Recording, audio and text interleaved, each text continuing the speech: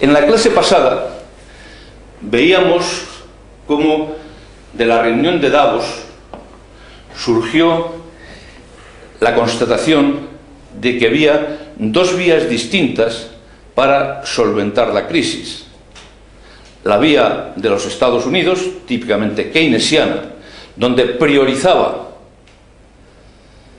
la lucha contra el desempleo, 9% de desempleo en los Estados Unidos, frente a los problemas de déficit y deuda pública, que son muy elevados, y cómo al éxito de esa estrategia está contribuyendo China, que sigue comprando deuda pública para que los tipos de interés se mantengan bajos, para que el dólar se mantenga bajo, el yuan se mantenga bajo y por lo tanto puedan aumentar las exportaciones chinas.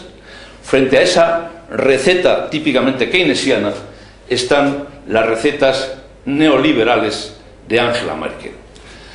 Porque realmente lo que plantea Angela Merkel, si volvemos otra vez a la fórmula clásica del modelo keynesiano, es que la prioridad debe estar en toda Europa vinculada a la resolución de los problemas de déficit público y de deuda pública. ¿Por qué? Porque realmente Angela Merkel no tiene problemas de desempleo. El nivel de desempleo en Alemania es del 6,6%. Por lo tanto, ¿cómo le va a dar prioridad Angela Merkel al desempleo frente al problema de la deuda y el déficit público? Fijaos que luchar contra el desempleo y contra el déficit público y la deuda pública no son compatibles. Para luchar contra el desempleo ya sabemos subir la demanda global, bajar los impuestos para fomentar el consumo, bajar los tipos de interés para fomentar la inversión, aumentar el gasto público y una política exterior basada en un tipo de cambio prácticamente pues a la baja. O sea, realmente un tipo de cambio a la baja para que se fomenten las exportaciones. Esto es la lucha contra el desempleo. Claro, la lucha contra el déficit público supone subir impuestos y bajar el gasto público, que es lo contrario de lo que hay que hacer para luchar contra el desempleo. El problema está en que en España el desempleo es del 20% y el desempleo juvenil supera el 40%.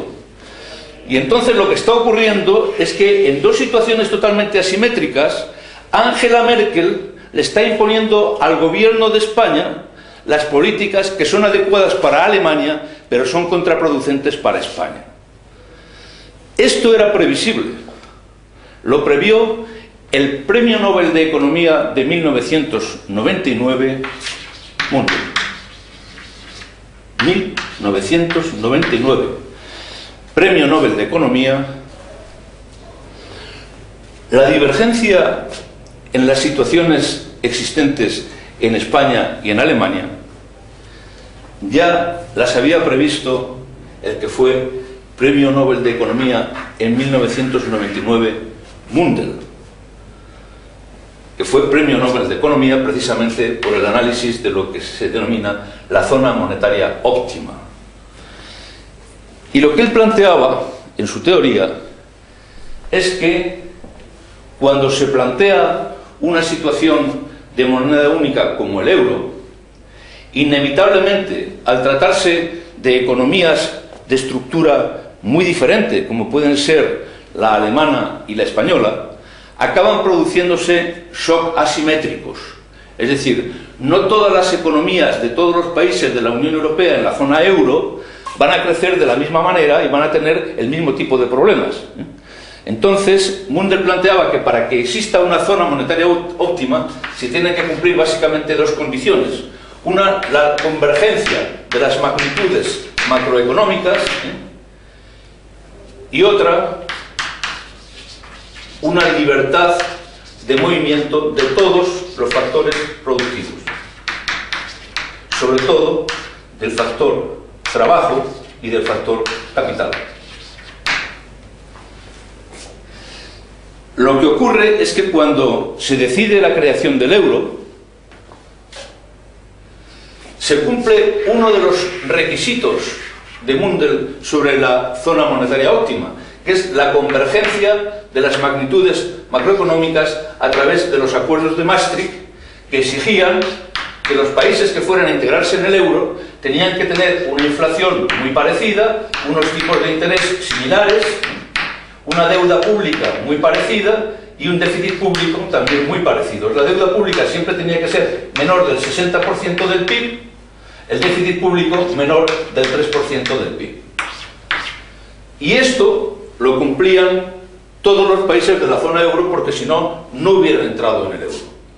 El problema surge con la libertad de movimiento de los factores productivos, porque existe libertad de movimiento de capitales, pero el problema radica fundamentalmente en los derivados de la movilidad del trabajo.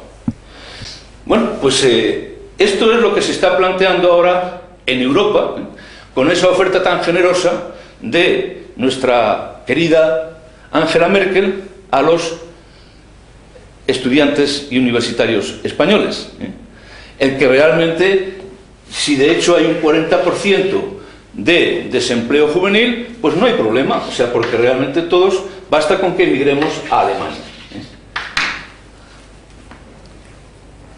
El problema radica en que existen barreras en Europa, que son barreras culturales, barreras idiomáticas, barreras de reconocimiento mutuo de títulos, a los que se está dando respuesta con una cierta lentitud. Evidentemente Europa va avanzando en este sentido.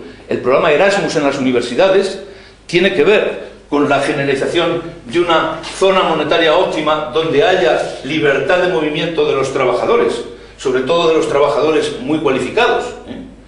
Y también el programa actual de Bolonia en las universidades tiene que ver con la creación de la zona monetaria óptima en Europa para el reconocimiento mutuo de los títulos universitarios y que pueda haber movilidad de todos los universitarios en Europa. Pero eso resuelve una parte del problema, que es el problema de los universitarios, y de manera deficiente, porque ahora pues lo que está ocurriendo es que, claro, ante esta situación tan dramática en España, todos a Alemania, y el Instituto Goethe en Madrid está bloqueado por demandas de universitarios españoles tratando de aprender alemán. Claro, es una situación absolutamente artificial y es un parche que no resuelve el problema gravísimo de un 20% de desempleo en España y de un 40% de desempleo juvenil.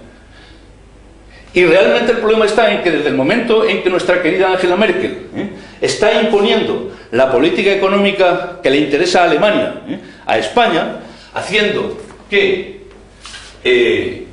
subamos los impuestos y bajemos el gasto público, pues realmente lo que estamos haciendo es alimentar el desempleo en España. Es decir, no hay manera de salir de este círculo vicioso mientras que realmente nos encontremos en una situación en la que los objetivos de política económica de España, con un 20% de desempleo, sean dictados por la política económica alemana, que tiene un 6,6% de desempleo.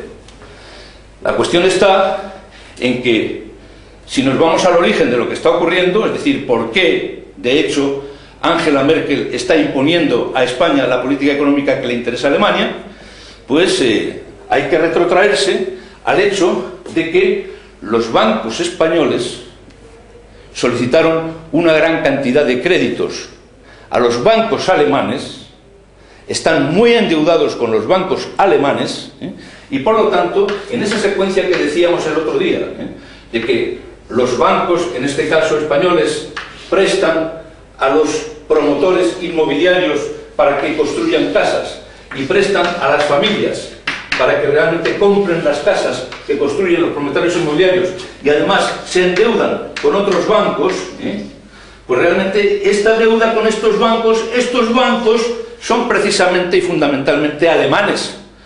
Lo que le interesa es el saneamiento del sistema financiero de España, y por eso, una semana antes de que venga Angela Merkel, el señor Zapatero plantea la reforma de las cajas de ahorros, para que Angela Merkel, en el examen que hace a España de la política económica que le interesa a Alemania, resuelva el problema de Alemania, que es el problema de sus bancos. Y en estas circunstancias, ¿qué hacer? Pues quedan pocas opciones, porque el tema es que también España esta situación se la ha ganado a pulso. De hecho, fijaos que en el año 2007 España tenía un superávit público de más del 1%. Y en el año 2009 se nos va a un déficit público del 11%. En 2 años hemos pasado del superávit del 1% al déficit del 1% al déficit del 11%, cuando sabíamos que existía el Acuerdo de Maastricht, que no nos permitía superar un déficit público del 3%, que es a lo que nos comprometimos cuando el euro. Como el 2010 llevaba la misma tendencia que el año 2009 y nos íbamos a un déficit público también del entorno del 10%, se produce en abril la intervención de Sarkozy, de Angela Merkel y de Obama, que piden al presidente Zapatero que lleve el déficit público que estaba previsto en torno al 11%, 10-11%, hasta el 6%. Y que realmente nos encontremos, perdón, hasta el 9%, para que el año que viene esté, el 2011, esté en el 6% y en el 2012 volvamos a cumplir Maastricht, que es el 3%. Es decir, la intervención de Obama, Sarkozy y Angela Merkel se produce ante la constatación de un tremendo despilfarro del gasto público, que hace que pasemos de un superávit del 1% a un déficit del 11%. Y esta es la realidad. Y de esta realidad es muy difícil salir, porque por un lado estamos sometidos a la presión del saneamiento financiero por parte de Angela Merkel, a la presión de los mercados internacionales en relación con la deuda y el déficit, y mientras tanto el paro creciendo descontroladamente. En una próxima sesión hablaremos de posibles soluciones. Tras lo expuesto anteriormente y como epílogo de esta exposición, me voy a permitir leer un fragmento pequeño de una entrevista realizada recientemente al Premio Nobel de Economía Eric Maskin y que fue publicada en el diario El País el día 14 de noviembre del 2010. El Premio Nobel de Economía Eric Maskin dice lo siguiente. Pregunta: Europa apuesta por la austeridad y Estados Unidos sigue inyectando estímulos económicos.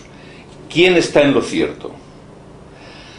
Dice Maskin: la teoría económica nos dice que con un alto desempleo, cuando los recursos se infrautilizan, el gobierno debe desempeñar un papel para mejorar la situación a través de la política fiscal o la monetaria, o en el mejor de los casos, a través de una combinación de ambas.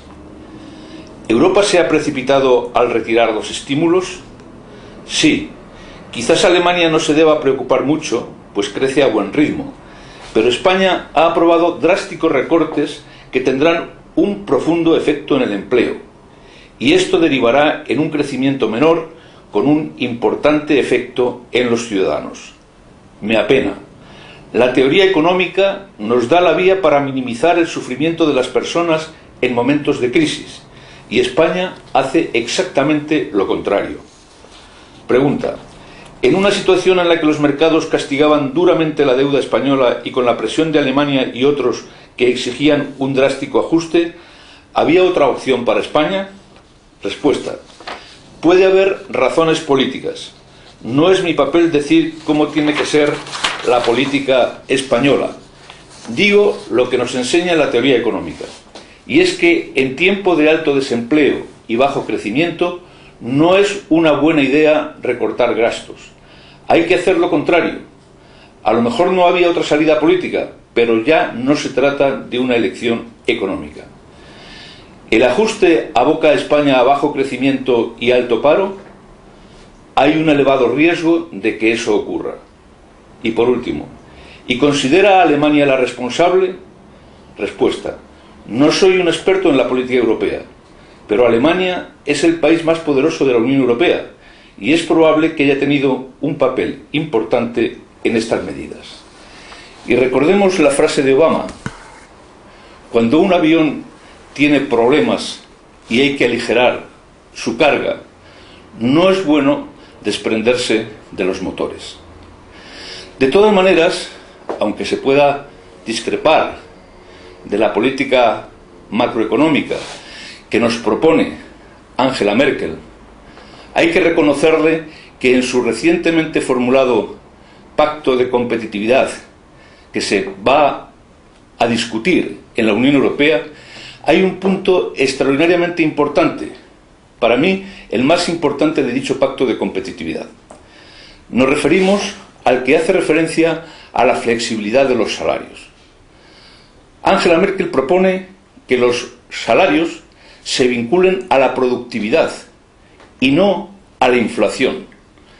Eso quiere decir que flexibilizar los salarios significa que las empresas en crisis puedan tener la posibilidad de disminuir incluso drásticamente los salarios a cambio de mantener el empleo.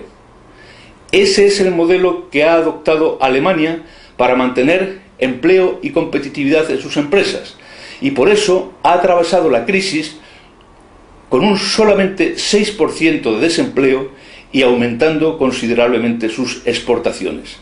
Sin embargo, en España los sindicatos se oponen sistemáticamente a esta fórmula. Por lo tanto, señora Merkel, por favor, a través de la Unión Europea, imponga a España el sistema de salarios flexibles, vinculando los salarios a la flexibilidad y no a la inflación. Por último, nos quedaría saber si China tiene algo que ver, alguna relación con la actual crisis española. En todos mis vídeos anteriores, en los 3 que hemos desarrollado anteriormente, la tesis fundamental es que China es el acontecimiento político y económico más importante del siglo XXI, que China está en el origen de la crisis actual y que China está en la base de las políticas económicas que Obama está desarrollando en los Estados Unidos. Pues bien, ¿cómo se aplica eso a España? Pues en España basta dar un paseo por las principales calles de nuestras ciudades o visitar algunos de los polígonos industriales más importantes de nuestro país para darse cuenta que lo que está haciendo China en España es aplicar implacablemente su modelo parasitario de expansión económica. Repito, modelo parasitario chino de expansión económica. ¿Y en qué consiste dicho modelo? Bueno, nunca me ha sido tan fácil a lo largo de mi historia como profesor de economía en describir un modelo como el modelo parasitario chino de expansión económica. Se va a entender muy fácilmente y sin necesidad de pizarra. Los chinos crean empresas chinas que emplean chinos para vender productos chinos fabricados por chinos en China. Ese es el primer elemento del modelo. Segundo elemento del modelo: los ingresos que estas empresas obtienen, concretamente en España, a través de los consumidores españoles, son incorporados a bancos chinos que llevan dicho dinero a China, con lo cual aumentan continuamente sus reservas en divisas, hasta tal punto que en estos momentos China tiene la increíble cantidad de 3 billones de dólares en divisas. Tercer elemento: con ese dinero que de los distintos países los bancos chinos canalizan hacia China, China puede comprar el mundo. De hecho, China está comprando las empresas que controlan los materiales, los minerales, las materias primas estratégicas tanto en África como en América Latina. Por lo tanto, China está consiguiendo el control de la economía mundial. Ni en sus mejores momentos, ni en sus más importantes sueños, Mao Zedong podía imaginarse algo similar. La China comunista, marxista, maoísta, con una dictadura del proletariado, con un partido comunista que ni siquiera da libertad de acceso a Internet a sus ciudadanos, está parasitando masivamente las economías capitalistas del mundo occidental y además con sus propias armas. Alucinante. Y entre tanto, en España, 5 millones de desempleados.